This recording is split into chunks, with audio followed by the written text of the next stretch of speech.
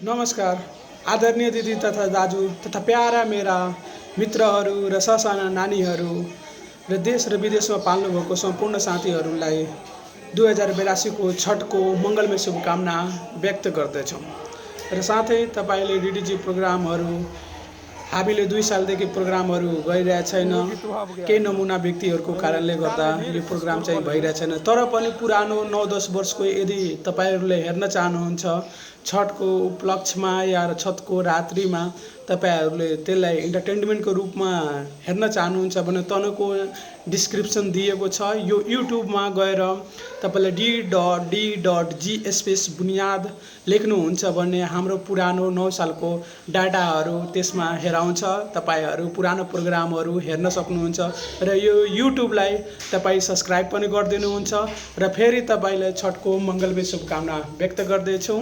Jay Nepal.